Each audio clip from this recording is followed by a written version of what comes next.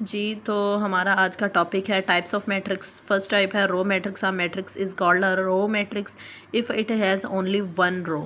Example है हमारे पास m is equal to 2 -1 7 is a row matrix of order 1/3। इसका ऑर्डर देखें आप, 1 रो है और 3 कॉलम्स हैं इसके अंदर। तो जो हमारे पास इस तरह की फॉर्म में होती है ना, वो हमारे पास होती है रो मैट्रिक्स। ठीक है, ये देखिए इस तरह की फॉर्म में जो हो हमारे पास वो होती है रो मैट्रिक्स। अब नेक्स्ट देखते हैं कॉलम मैट्रिक्स। हाँ, matrix is called a column matrix if it has only one column.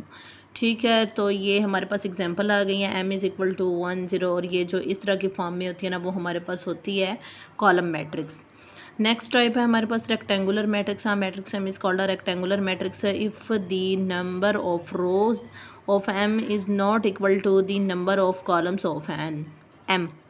अच्छा, रेक्टेंगुलर मैट्रिक्स वो होती है जिसके अंदर जो रो होती है वो हमारे पास कॉलम के बिल्कुल इक्वल ना हो, तो वो हमारे पास रेक्टेंगुलर मैट्रिक्स होती है। ये इसकी कुछ एग्जांपल्स हैं, ये देखें इसके अंदर जो है ना 3 रोज़ हैं 2 कॉलम्स हैं। इसके अंदर 2 रोज़ है 3 कॉलम्स हैं।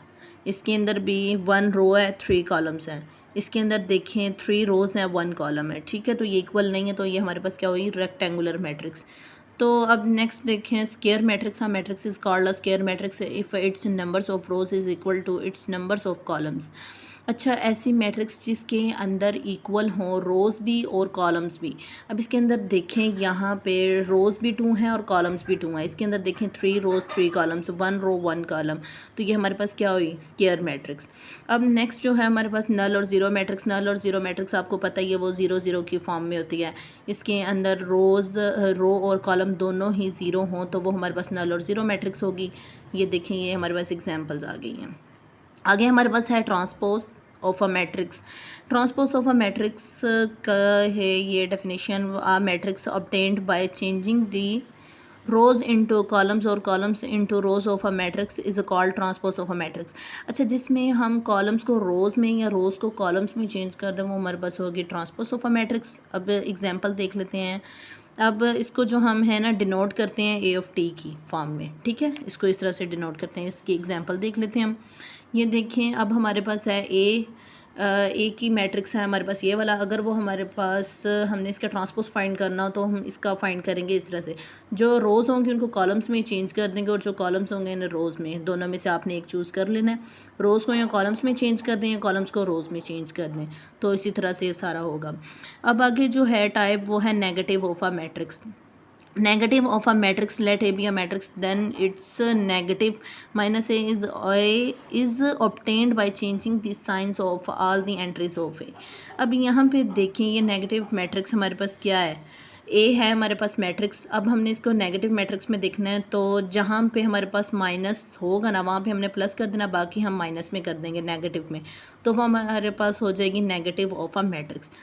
नेक्स्ट है हमारे पास symmetric matrix. A square matrix is symmetric if it's equal to its transpose matrix is symmetric matrix. Symmetric matrix वो होती है अगर हम उसका ट्रांसपोज लें और वो दोबारा उसी मैट्रिक्स के इक्वल आ जाए, तो वो हमारे पास होगी सिमेट्रिक मैट्रिक्स। ठीक है, ये इसकी कुछ एग्जांपल्स हैं, ये आपने देख लेनी है। स्क्यू सिमेट्रिक मैट्रिक्स क्या होगी, अगर हम इसका ट्रांसपोज लें और वो नेगेटिव में आए। ठीक है, A transpose is equal to minus A, उसका वो उस तरह से हो और वो इक्वल हो, तो वो हमारे पास क्या होगी, स्क्यू सिमेट्रिक मैट्रिक्स। ये भी डेफिनेशन आपने देख लेनी है, ये आपको डेफिनेशंस आएंगी तो आपके क्वेश्चंस आपको समझ आएंगे इस एक्सरसाइज के। ठीक है, आगे हमारे पास diagonal matrix. A square matrix is said to be diagonal matrix if at least any one of the entries of its diagonals is not zero and non-diagonal entries are zero। अब यहाँ पे देखें हमारे पास एग्जाम्पल आ गई है। First वाली देखें, A is equal to 1 0 0 0 2 0। अच्छा, अब इसमें जो होगा ना एक number as it is numbering number होगा और बाकी ज़ीरो होंगे। अब इस वाली रो में देखें 1 है, बाकी ज़ीरो है। इस वाली में देखें ये ज़ीरो हैं और दरमियान में 2 है, नंबर है ना। तो इस तरह की जो फॉर्म में होगी मैट्रिक्स, वो हमारे पास होगी डायगोनल मैट्रिक्स, जिसके अंदर एटलीस्ट 1 एंट्री हो और बाकी जो हों वो ज़ीरो हों, तो वो हमारे पास डायगोनल मैट्रिक्स होगी, अदरवाइज़ वो नॉन डायगोनल एंट्रीज होंगी। ठीक है, अब आगे नेक्स्ट देखते हैं scalar matrix. Diagonal matrix is called scalar matrix, diagonal matrix को हम स्केलर मैट्रिक्स भी कहते हैं। तो जस्ट वही वाली डेफिनेशन होगी इसकी, ठीक है, वही आपने देख लें, पिछली डेफिनेशंस की तरह ही है इसकी। और where k is a constant is not equal to zero, और जो के हो वो ज़ीरो ना हो, ठीक है। Identity matrix diagonal matrix is called identity matrix if all diagonal entries are one. अच्छा, ऐसी आइडेंटिटी मैट्रिक्स वो होती है जिसके अंदर हमारे पास एक मैट्रिक्स हो और उसके अंदर 1 1 1 इसके अलावा और कोई नंबर ना हो, ठीक है, ओनली 1 हो, तो वो आइडेंटिटी मैट्रिक्स होगी। और ये देखें यहाँ पे 1 1 इसको डिनोटेड भी करते हैं आई के साथ, ठीक है, जिसके अंदर एंट्री 1 हो ओनली और बाकी जो हों वो ज़ीरो हों, तो वो आइडेंटिटी मैट्रिक्स होगी। ये देखिए 3x3 की फॉर्म में है, 3 रोज़ एंड 3 कॉलम्स, ठीक है। अब जो एक्सरसाइज है वो भी देख लेते हैं हम। एक्सरसाइज में है क्वेश्चन नंबर 1 देखिए, from the following matrices identify unit matrices, row matrices, column matrices and null matrices. अब आपने यहाँ पे अगर आपको डेफिनेशन समझ आ गई है ना, तो आप इन क्वेश्चंस को यहाँ पे देख सकते हैं, कौन सी आइडेंटिटी मैट्रिक्स है, कौन सी हमारे पास रो मैट्रिक्स है, कौन सी कॉलम मैट्रिक्स है, कौन सी नल मैट्रिक्स है, ठीक है, ये आपने देखते जाना है। क्वेश्चन नंबर 2 देखें, from the following matrices identify. अब यहाँ पे देखें, ये देखें first part square matrix, rectangular matrix, ये आपने जस्ट इसके अंदर फॉलोइंग करते जाना है मैट्रिक्सेस, ये कौन कौन सी आइडेंटिफाई करते जाना है। नल मैट्रिक्स कौन सी है, कॉलम मैट्रिक्स कौन सी है, रो मैट्रिक्स कौन सी हैं, ये आपने इसके अंदर चूज़ करते जाना कौन कौन सी मैट्रिक्स है, ठीक है। क्वेश्चन नंबर 3 की तरफ आते हैं। क्वेश्चन नंबर 3 है हमारे पास, from the following matrices identify diagonal, scalar and unit, यानी कि आइडेंटिटी मैट्रिक्स। अच्छा जी, यहाँ पे भी आपने जस्ट इनको ही सॉल्व करना है, मैट्रिक्सेस कौन सी हैं यहाँ पे। अगर आप इसको सॉल्व करें तो देखना है आपने यहाँ पे कौन सी मैट्रिक्स है, ये कौन सी मैट्रिक्स है। इसी तरह से क्वेश्चन नंबर 4 में आए, फाइंड नेगेटिव ऑफ मैट्रिक्स, इसका हमने नेगेटिव फाइंड करना है। इसका नेगेटिव क्या होगा, -1 0 एंड 1, ठीक है।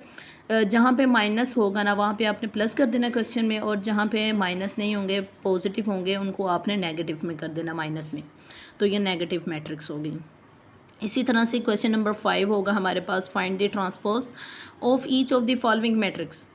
जो हमारे पास कॉलम्स होंगे उनको रोज़ में चेंज कर देना, या जो रोज़ होंगी वो आपने कॉलम्स में चेंज कर देनी है, ठीक है। ये आपको मैं एग्जांपल में बता चुकी हूँ, वहाँ से देख लेना आप। अब यहाँ पे क्या है, क्वेश्चन नंबर 6 वेरी इंपॉर्टेंट है, ये आ जाता है शॉर्ट में। वेरीफाइड डैट इफ़ ए और बी, उसने 2 मैट्रिक्स दे दी हैं।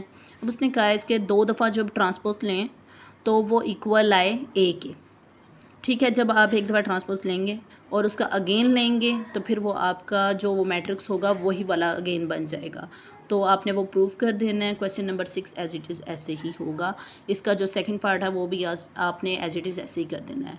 तो अगर आपको समझना है तो आपने मुझे कमेंट्स में बताना है, आपने मेरे चैनल को लाइक और सब्सक्राइब कर देना है। तो नेक्स्ट लेक्चर में फिर मिलते हैं। ओके, अल्लाह हाफिज़।